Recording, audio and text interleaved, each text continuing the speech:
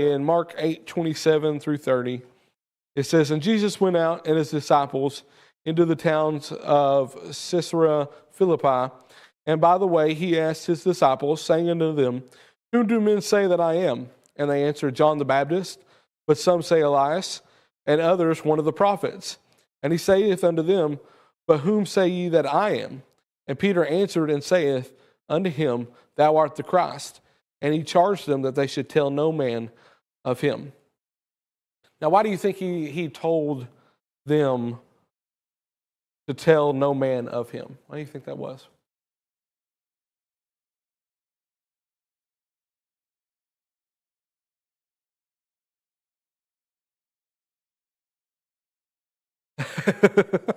We are on page number 40.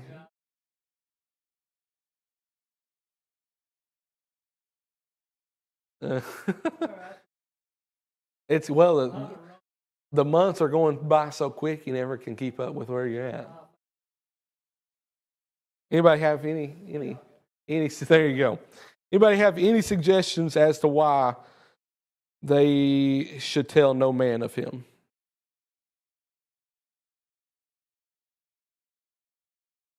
Because he won.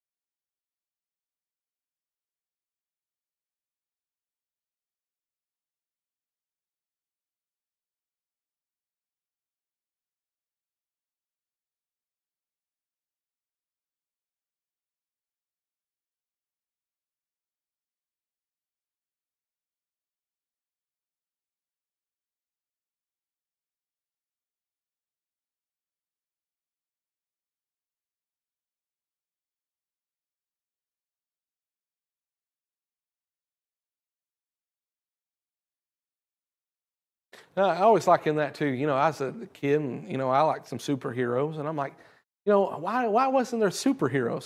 That'd been cool, have some superheroes. But you'd have people with these crazy gifts, and what are you going to wind up celebrating? You're not going to celebrate God. You're going to celebrate these figures out here because they have some sort of power and they protect us and what have you. But I think that would take away from us following the Lord if we had those things. And we would serve man and not serve ourselves, because it would be something that we could physically see ourselves and physically could definitely tell what was going on.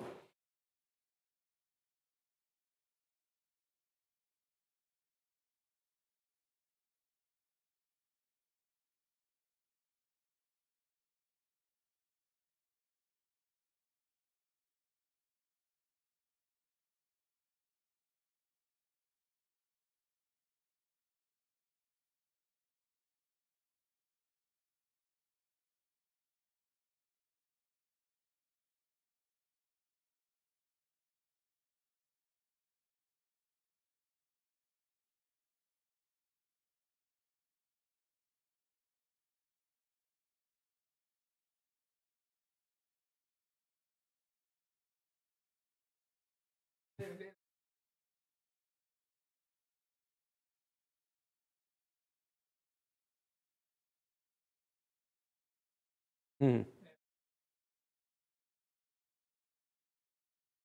Yeah.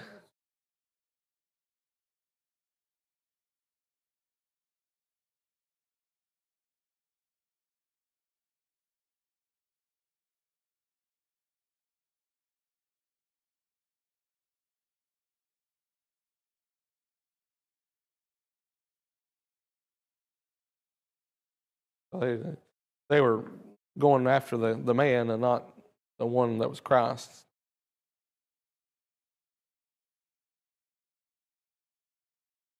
Yeah. Yeah. Also, like here in verse 29, who else but Peter would answer and tell him what it is. Peter. I think he knows that he's the Christ, and he knows these things. And big bad Peter, he always got to speak up. He's always like, "Hey, you're the Christ, though." And I think and you'll see as we keep reading in through here, he's always one to try to step up and he can't always live up to his words half the time.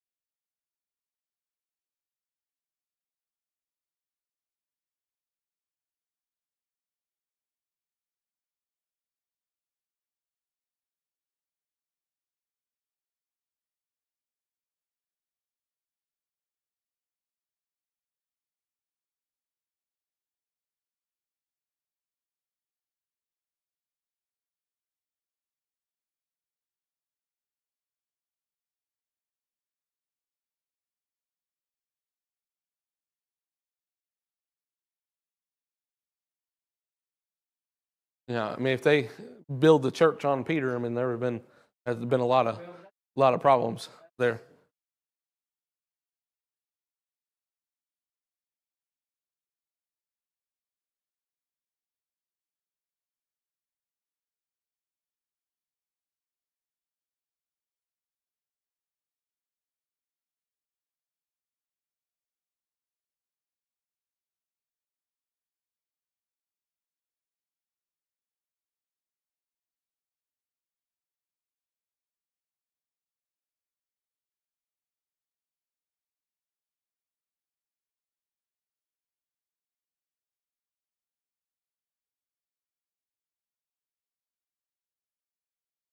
Yeah,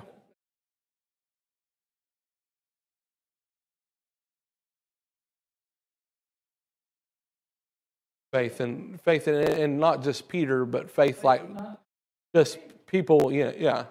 Well, faith of those like Peter and like those of the apostles and like all these other people that share that same common faith and that are really truly out there for.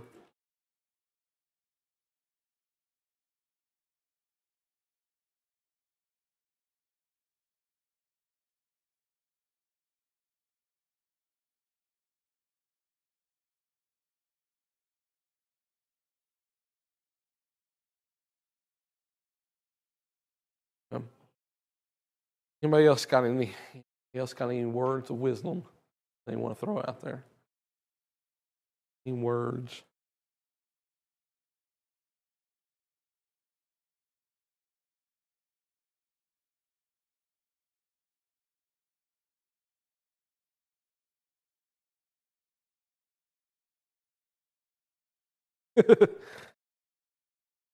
Yeah, you went ahead and stole my thunder there.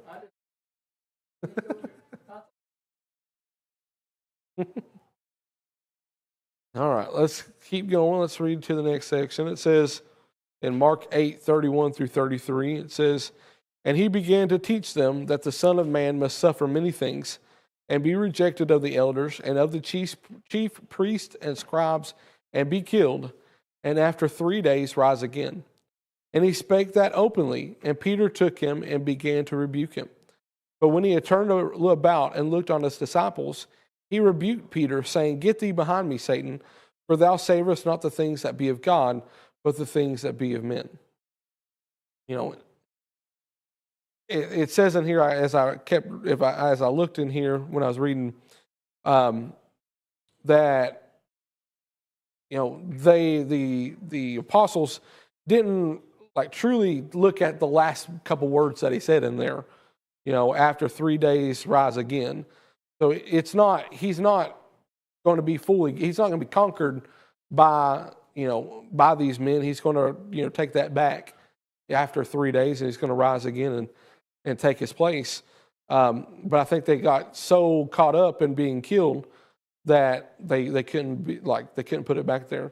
It also says in the verses below that, or the text below that, it says the popular Jewish idea was that the Messiah would be a military political leader who would bring freedom from Roman oppression, like the judges and kings of the Old Testament and the Maccabees of the Intertestament period.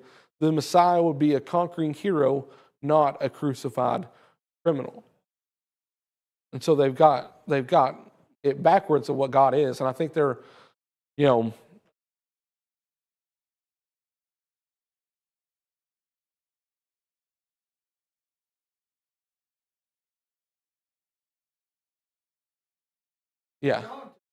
they've skipped out the middle part.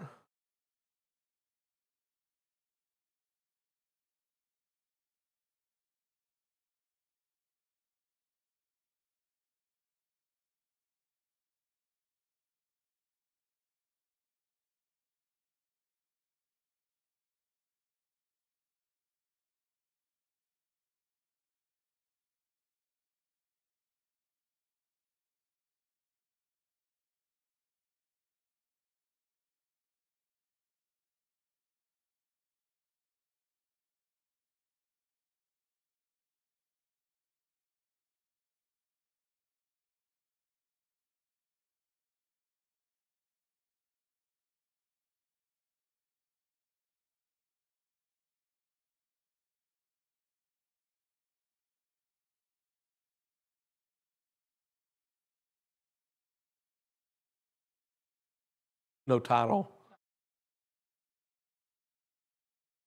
Yeah. Yeah. I mean, I think, here's Peter again. Like you said, he got in the flesh here, and he was like, "No, this is not going to happen to you. You're not going to be this way." Peter's already trying to tell.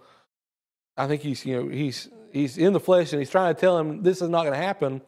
After how many countless miracles has he seen before this, and he doesn't believe that this is actually going to happen to the living God and to Jesus. Like he doesn't believe it's going to happen to him, but he's seen all these things that Jesus has prophesied and told and done, and all the miracles that he's done in the world, but yet he still says that's not going to happen to you. I mean, I find it kind of funny, but I find like how many of us would be the same way though? We follow this man that's been doing all these things, and I wouldn't believe it either. I wouldn't be like, there's no way they're going to kill you. Like, I mean, you've done so much good and so much, so many things here. How can you just be killed? How can you allow yourself to be killed? No.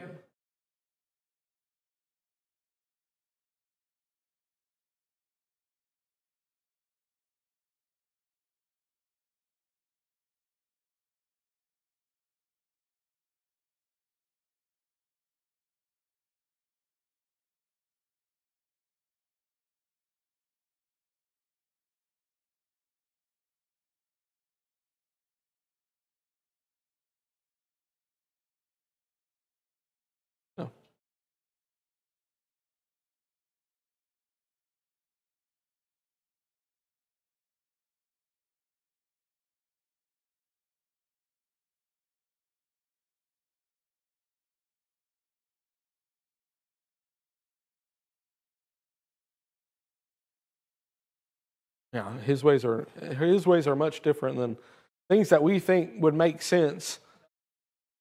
Don't make sense to him, and and vice versa. You know, it's he has so many different. He's got so many different strings to pull. I mean, there's so much intricacies in all the details in everybody's lives. There's 7 billion people in the world, and we all got our own little things. And he's got all this stuff to pull, and what affects us, and what might be wrong for us. What might not be good for us in the flesh, or what we think is good, could help a lot of people. I mean, it's astonishing.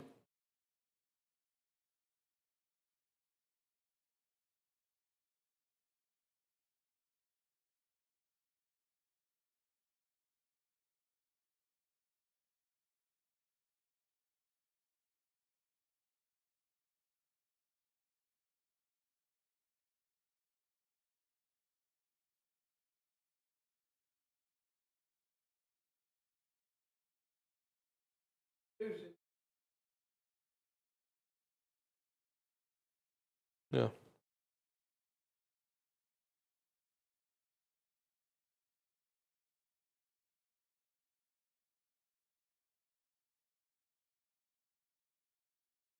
Hmm.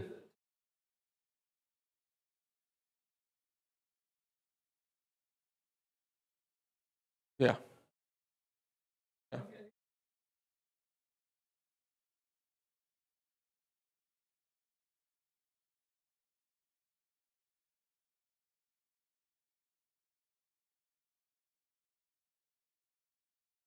Yeah, they just, yeah, no,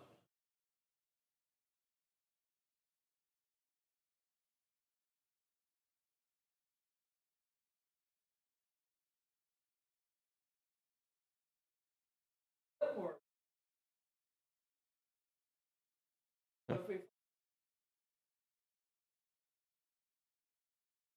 Mm. Yeah. Anybody else has any words of they want to throw out there? Anybody?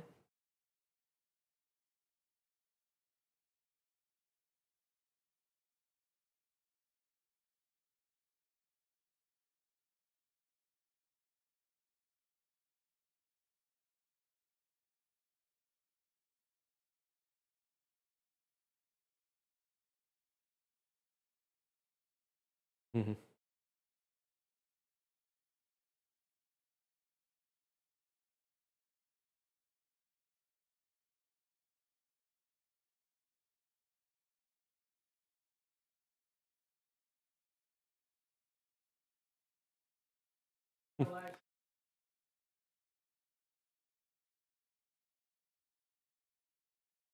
There's a there's a song. It's called Saturday Satan, Sunday Saint, and you talk about you can do all the stuff on Saturday that you want to, and then come in here on Sunday and try to be a saint. There's one, talks about a woman sitting on the front row and how she's there for 30 years, but has never heard a word because she's too busy talking about people, as you're out there.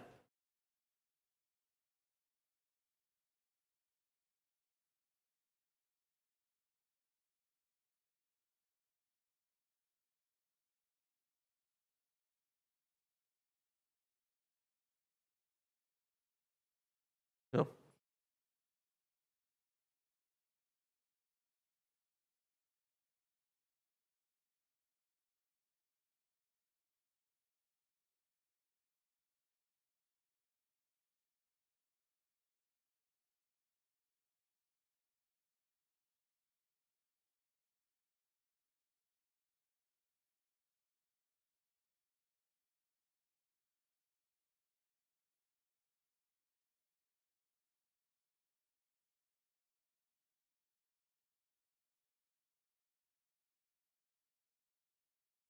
Mm.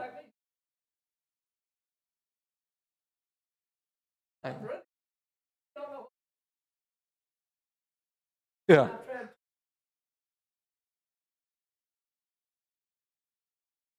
yeah, yeah. This is this is a guy that he knows all and does all and is perfect in every single way. And you want to tell him that he's not right this time. It's like man, it's like I was there from the beginning of time. I kind of know what's going on. I kind of know what's like I kind of know what's going to happen here. But he did, and he realized Peter was a great man of God, and he realized he was like, "Get thee behind me, Satan." It was the flesh speaking in this moment. The flesh couldn't believe these things. The spirit, would tell him, "Hey, this is true. This is going to happen because Jesus said it's going to happen." And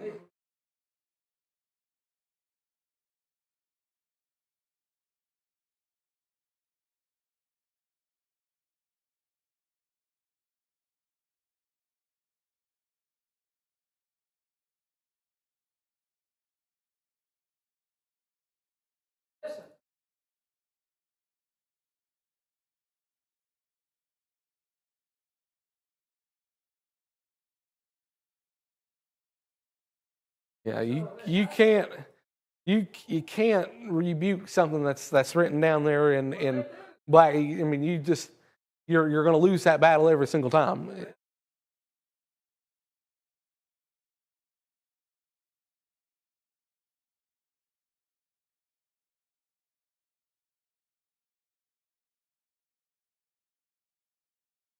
Uh, well, you're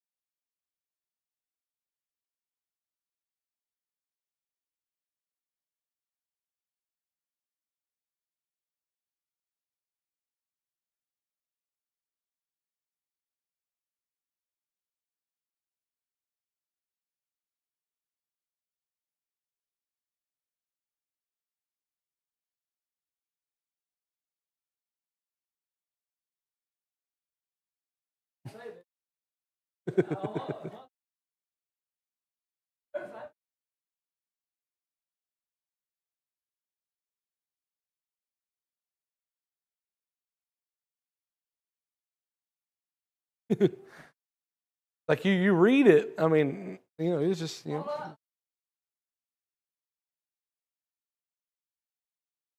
ah, baby girl.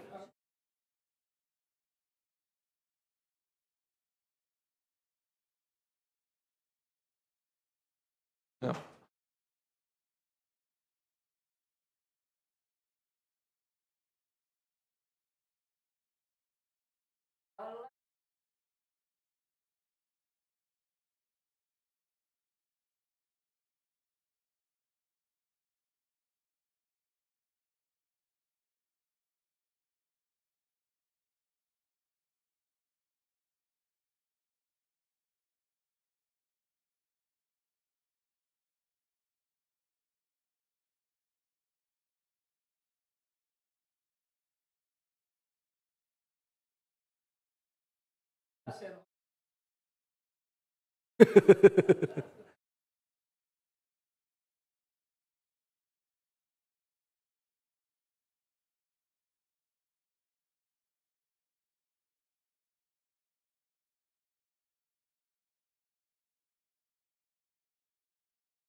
Yeah.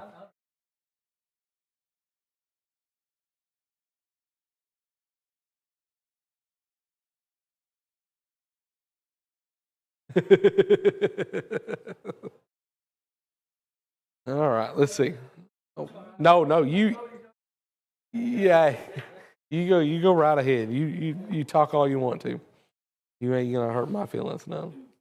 All right, let's go to the next section, section number 3. And it said, and when he had called the people unto him with his disciples also, he said unto them, whosoever will come after me, let him deny himself and take up his cross and follow me. For whosoever will save his life shall lose it. But whosoever shall lose his life for my sake and the gospel's, the same shall save it. For what shall it profit a man if he shall gain the whole world and lose his own soul? Or what shall a man give in exchange for his soul? Whosoever therefore shall be ashamed of me and of my words in this adulterous and sinful generation, of him also shall the Son of Man be ashamed, when he come in the glory of his Father with the holy angels.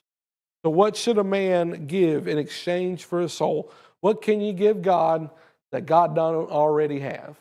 I mean, just plain and simple. What do you? There ain't nothing that you can give him. Everything that you give him, he's already given to you, and already belonged to him in the first place. There's nothing you can give for your soul that's going to be worthy enough to be worthy enough. I mean, there's nothing that you can give that's going to take the place of that. You,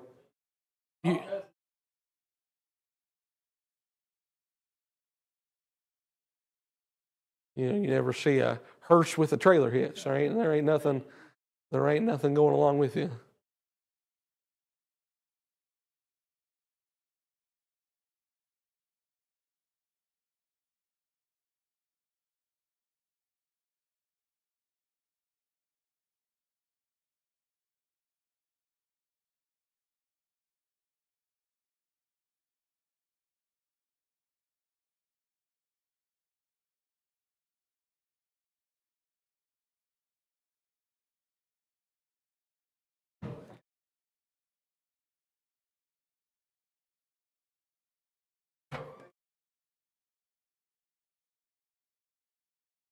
Be careful.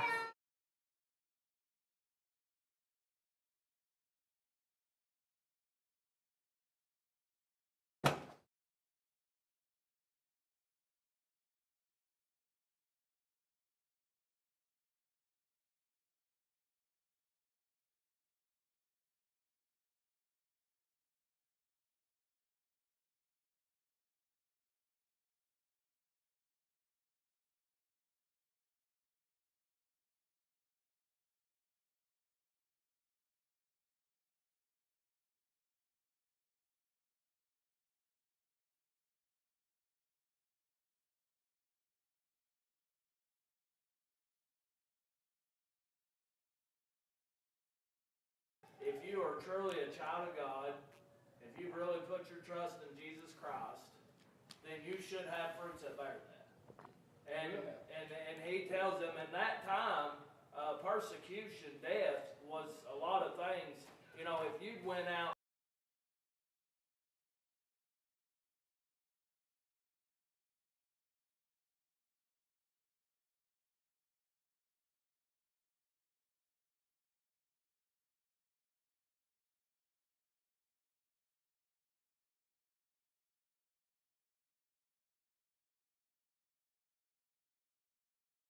and he told him,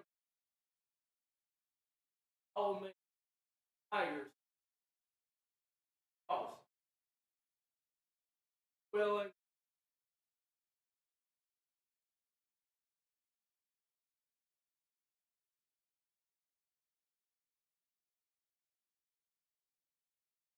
That was willing to.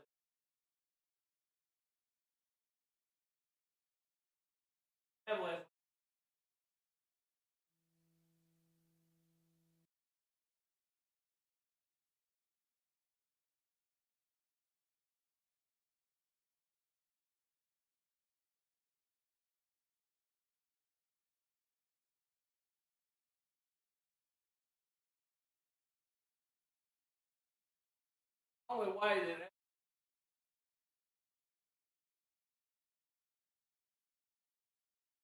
Mhm.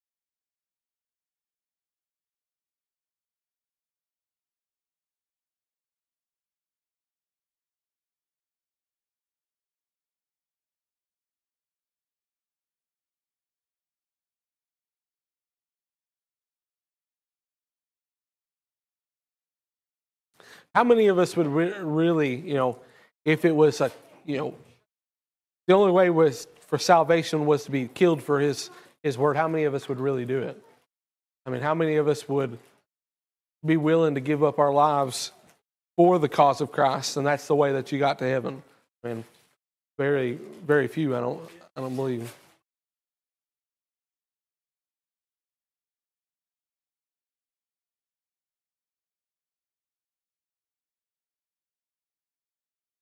No.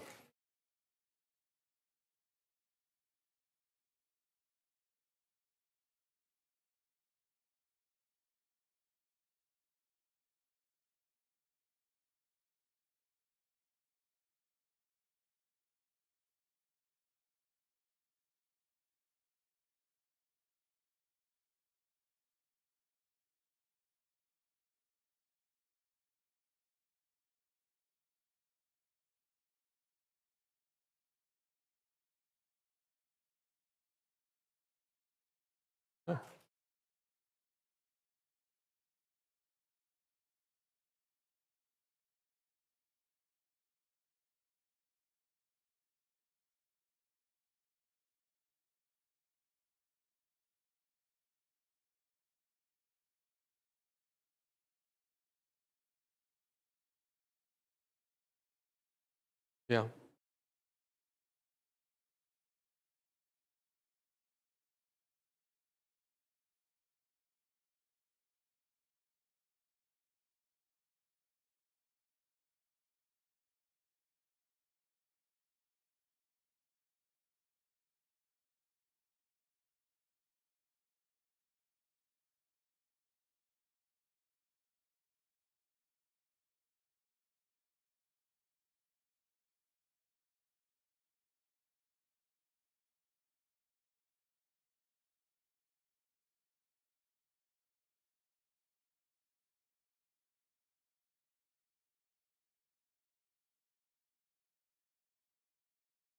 Hmm.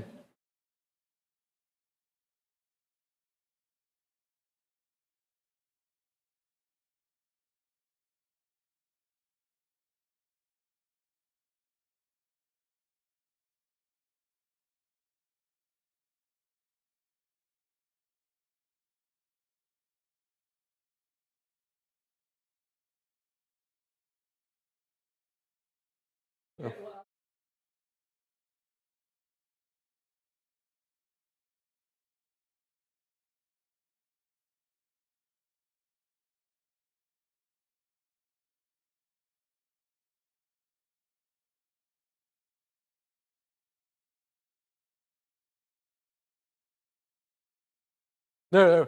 Well, in a true church, that's,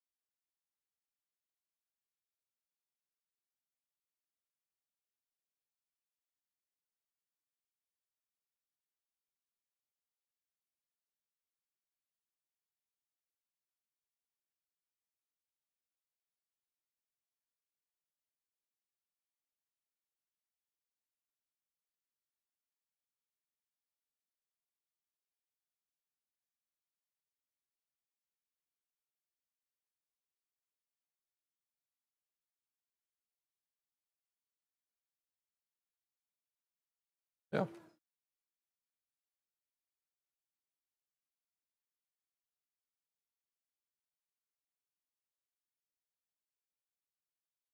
that's the truth.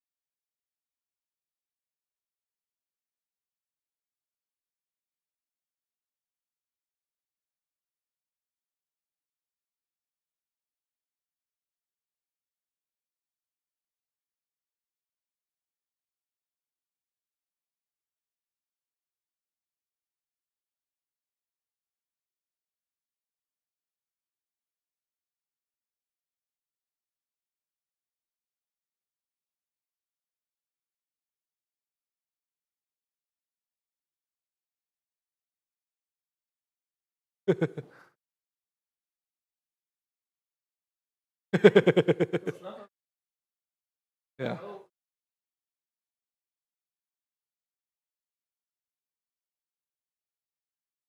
Yeah. Yeah.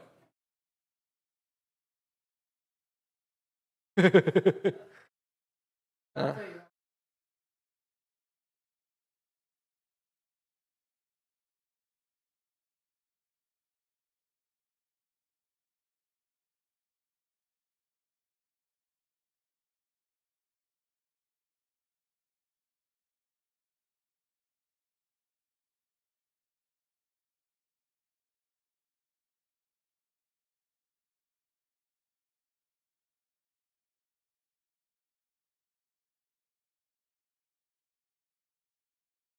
yeah.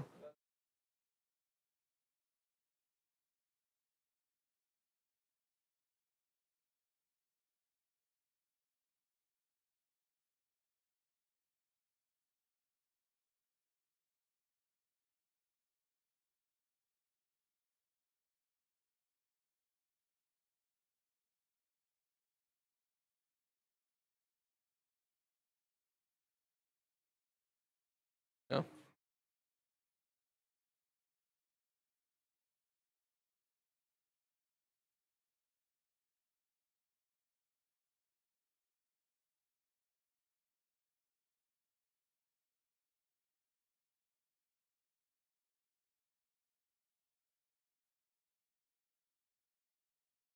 Already gone.